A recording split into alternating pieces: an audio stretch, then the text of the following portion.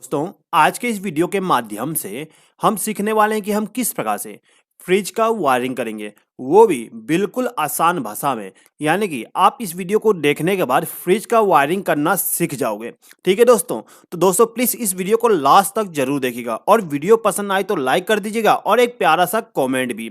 और यदि आपने अभी तक हमारे चैनल को सब्सक्राइब नहीं किया तो सब्सक्राइब भी कर लीजिएगा। चलिए दोस्तों स्टार्ट करते हैं। तो देखिए दोस्तों, सबसे पहले तो हमारा जो फ्रिज होता है उसका मेन कंपोनेंट उसका कंप्रेसर होता है। तो हमारा कंप्रेसर है, इसके अंदर में दो वाइंडिंग किया जाता है। एक तो कॉमन टर्मिनल से लाके स्टार्टिंग में कनेक्ट कर दिया जाता है, दूसरा कॉमन टर्मिनल से कनेक्ट करके रनिंग पे कनेक्ट कर दिया जाता है। एक होता है हमारा स्टार्टिंग वाइंडिंग और दूसरा होता है रनिंग वाइंडिंग। ठीक है दोस्तों, अब ये जो हमारा कंप्रेसर होता है इसको स्टार्ट करने के लिए एक रिले की जरूरत पड़ता है। यानी कि इस कंप्रेसर को स्टार्ट करने के लिए स्टार्टिंग में स्टार्टिंग वाइंडिंग और रनिंग वाइंडिंग को शॉर्ट करना पड़ता है, इसीलिए एक रिले का उपयोग किया जाता है। ये जो हमारा रिले है ये क्या करता है, स्टार्टिंग वाइंडिंग और रनिंग वाइंडिंग को शॉर्ट कर देता है। उसके बाद जैसे ही हमारा कंप्रेसर स्टार्ट हो जाता है तो स्टार्टिंग वाइंडिंग को ओपन कर देगा, यानी कि स्टार्टिंग वाइंडिंग में पावर सप्लाई जाना बंद हो जाएगा और जो हमारा कंप्रेसर होता है वो केवल रनिंग वाइंडिंग पे वर्क करेगा। ठीक है दोस्तों, अब इसके बाद में हमारा जो कंप्रेसर होता है इसके प्रोटेक्शन के लिए एक डिवाइस यूज किया जाता है जिसको हम बोलते हैं OLP, यानी कि ओवरलोड प्रोटेक्टर। ये जो हमारा ओवरलोड प्रोटेक्टर होता है ये क्या करता है कि पावर सप्लाई ब्रेक करेगा। कब ब्रेक करेगा, जब हमारा कंप्रेसर गर्म हो जाए। यदि हमारा कंप्रेसर गर्म हो जाता है तो उस कंडीशन में ये OLP ऑपरेट हो जाता है, यानी कि पावर सप्लाई को आगे फ्लो नहीं होने देगा।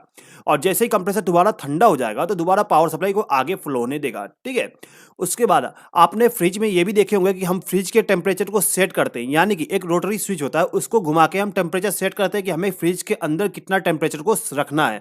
ठीक है, तो उसके लिए यहाँ पे थर्मोस्टेट का उपयोग किया, पावर सप्लाई फ्लो नहीं हो पाएगा। ठीक है दोस्तों, अब यहाँ पे टेम्परेचर सेट करने के लिए यहाँ पे एक नॉब दिया गया होता है जिसको हम रोटेट करके टेम्परेचर को सेट करते हैं। उसके बाद जैसे ही हम फ्रिज के दरवाजा को खोलते हैं तो हम देखते हैं कि एक लाइट ग्लो हो जाती है, यानी कि उसके अंदर एक बल्ब लगा हुआ होता है। अब ये जो हमारा बल्ब है ये हमेशा ग्लो नहीं करता है, ये तब ग्लो करेगा जब हम गेट को ओपन करते हैं, यानी कि एक स्विच लगा होता है। तो यहाँ पे जो स्विच लगा होता है उसको हम बोलते हैं डोर स्विच। यानी कि जैसे ही हम गेट को खोलेंगे तो ये जो डोर स्विच होता है वो ऑपरेट हो जाएगा और ऑपरेट होने के बाद पावर सप्लाई को आगे फ्लो कराएगा और जो हमारा बल्ब है वो ग्लो हो जाएगी। अब ये जितने भी कंपोनेंट है ये हमारे फ्रिज में होते हैं। इसके अलावा एक और प्लग टॉप होता है जिसके द्वारा हम इन सभी इक्विपमेंट को पावर सप्लाई देते हैं। ठीक है दोस्तों, तो यहाँ पे हमारे सभी कंपोनेंट आ चुके हैं। अब हम इसका वायरिंग करना सीख लेते हैं। तो दोस्तों देखिए, सबसे पहले तो हमारा जो बल्ब है इसका कनेक्शन कर लेते हैं। तो जैसे कि मैंने आपको बताया था कि ये जो हमारा बल्ब है वो तभी ग्लो होना चाहिए जब हमारा डोर ओपन होता है। तो हमें क्या करना होता है कि जो हमारा फेस सप्लाई है उसको हम प्लग टॉप से लेके जाएंगे और जो हमारा डोर स्विच है उसको इनपुट पावर सप्लाई दे देंगे। दोस्तों याद रखिएगा, जो हमारा प्लग टॉप होता है उसका दाहिना पिन फेस सप्लाई के लिए होता है, तो हम यहीं से एक बार को कनेक्ट करके ले जाते हैं और डोर स्विच को पावर सप्लाई दे देते हैं। अब ये जो हमारा डोर स्विच है इसके आउटपुट टर्मिनल से एक बार को कनेक्ट करके ले जाते हैं और जो हमारा लैंप है उसको फेस सप्लाई दे देंगे। अब इस लैंप को ग्लो कराने के लिए न्यूट्रल पावर सप्लाई भी चाहिए, तो इसके लिए हम क्या करते हैं, यहाँ से एक बार को कनेक्ट करके ले जाते हैं और जो हमारा बल्ब होता है इसको हम न्यूट्रल पावर सप्लाई दे देंगे। अब यहाँ पे जो हमारा बल्ब है उसको फेस सप्लाई और न्यूट्रल पावर सप्लाई मिल गया। ठीक है, यहाँ से फ्लो होते हुए इस डोर स्विच तक पहुंच जाती है। अब यदि आपके फ्रिज का गेट क्लोज है उस कंडीशन में क्या होता है, ये जो प्लंजर है वो दबा हुआ होता है, यानी कि ऑपरेट रहता है। उस कंडीशन में क्या होता है कि इस कॉन्टैक्ट से पावर सप्लाई इस कॉन्टैक्ट तक नहीं पहुंच पाता, यानी कि ओपन हो जाती है। अब जैसे ही आप गेट को ओपन करते हो, यानी कि गेट को खोलते हो फ्रिज के, तो क्या होता है कि यहाँ का पावर सप्लाई यहाँ तक पहुंच जाती है। उसके बाद यहाँ से पावर सप्लाई फ्लो होते हुए सीधे बल्ब तक पहुंच जाएगी और इधर से न्यूट्रल पावर सप्लाई इसको मिल ही रहा है, यानी कि इस बल्ब को फेस सप्लाई और न्यूट्रल पावर सप्लाई मिल जाएगा जिससे कि हमारा जो बल्ब है वो ऑन हो जाएगी। ठीक है, तो यहाँ पे इतना कॉन्सेप्ट क्लियर हो गया होगा। अब दोस्तों देखिए, यहाँ पे जो हमारा कंप्रेसर है इसको हमें फेस सप्लाई और न्यूट्रल पावर सप्लाई देना पड़ता है ऑपरेट करने के लिए, क्योंकि यहाँ पे जो कंप्रेसर यूज कर रहे हैं वो सिंगल फेस का कंप्रेसर है। ठीक है, तो यहाँ पे जो कंप्रेसर है उसके टर्मिनल का पहचान किस प्रकार से करेंगे और किस प्रकार से हम इसका कनेक्शन करेंगे उसके बारे में एक बार समझ लीजिए, उसके बाद इसका कनेक्शन करना सीख लेंगे। दोस्तों जो हमारा कंप्रेसर होता है, कंप्रेसर के अंदर में दो वाइंडिंग किया जाता है, एक तो रनिंग वाइंडिंग, दूसरा स्टार्टिंग वाइंडिंग। अब जो हमारा वाइंडिंग है इन दोनों के एक एक सिरे को हम क्या करते हैं कि हमारा जो कॉमन टर्मिनल है उस पे कनेक्ट कर देते हैं और दूसरे दो सिरे को रनिंग पे और एक स्टार्टिंग टर्मिनल पे कनेक्ट कर देते हैं। अब दोस्तों देखिए, यहाँ पे आपको मालूम करना है कि कौन सा टर्मिनल हमारा किस लिए, यानी कि कॉमन कौन सा है, स्टार्टिंग कौन सा है, रनिंग कौन सा है। तो उसके लिए आपको मल्टीमीटर का उपयोग करना पड़ेगा। अब जो आपका मल्टीमीटर है उसको रेजिस्टेंस पोजीशन पे सेलेक्ट कर लीजिए और सेलेक्ट करने के बाद आपको क्या करना है, हर एक टर्मिनल पे रेजिस्टेंस को मेजर करना है और उसको नोट डाउन कर लेना है। और जब आप रेजिस्टेंस को मेजर कर लोगे, यानी कि तीनों टर्मिनल पे रेजिस्टेंस को मेजर कर लोगे, तो उसके बाद आप देखोगे कि आपका जो एक रेजिस्टेंस है वो कम आया और दूसरा रेजिस्टेंस उससे थोड़ा ज़्यादा आया और तीसरा रेजिस्टेंस उन दोनों के टोटल में आया। ठीक है, यानी कि जो हमारा रनिंग वाइंडिंग होता है उसमें वाइंडिंग थोड़ा कम किया जाता है, यानी कि जो हमारा रनिंग वाइंडिंग होगा उसका रेजिस्टेंस सबसे कम आएगा। जिसका रेजिस्टेंस सबसे कम आया वो हमारा रनिंग वाइंडिंग हो जाएगा। ठीक है, उसके बाद जो हमारा स्टार्टिंग वाइंडिंग होता है उसका रेजिस्टेंस रनिंग वाइंडिंग से थोड़ा सा ज़्यादा आएगा। जैसे कि आप यहाँ पे देख सकते हो, जो हमारा रनिंग वाइंडिंग है इसका 2 ओम रेजिस्टेंस आया है।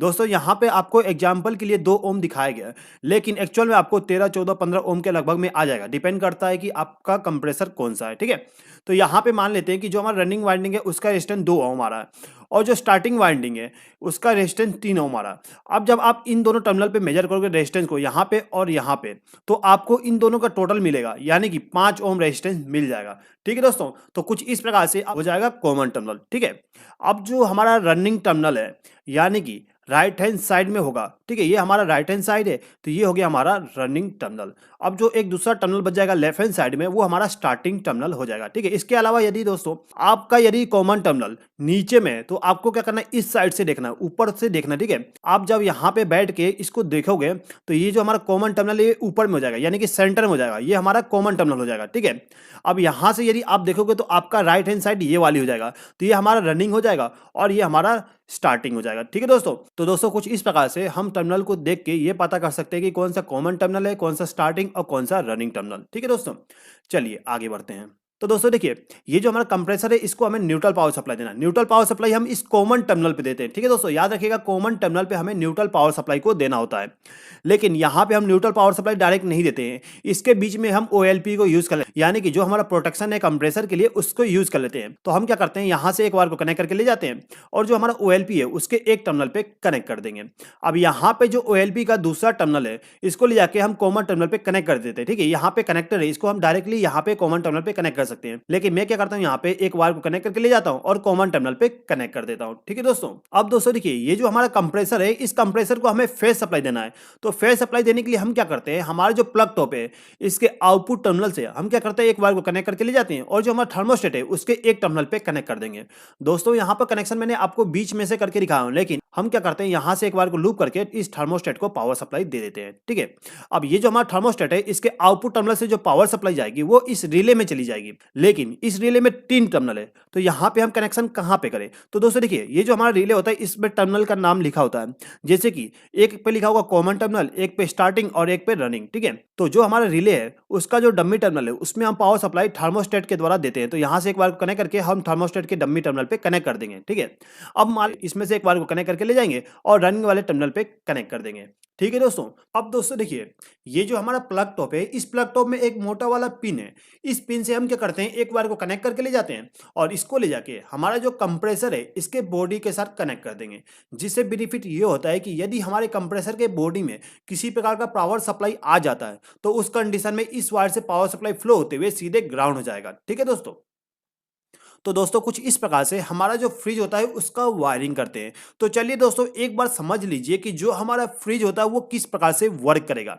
तो दोस्तों देखिए, यहाँ पे जो हमारा लैंप का सर्किट था इसको मैंने आपको ऑलरेडी एक्सप्लेन कर दिया हूँ, तो इसको हम यहाँ पे स्किप कर देते हैं।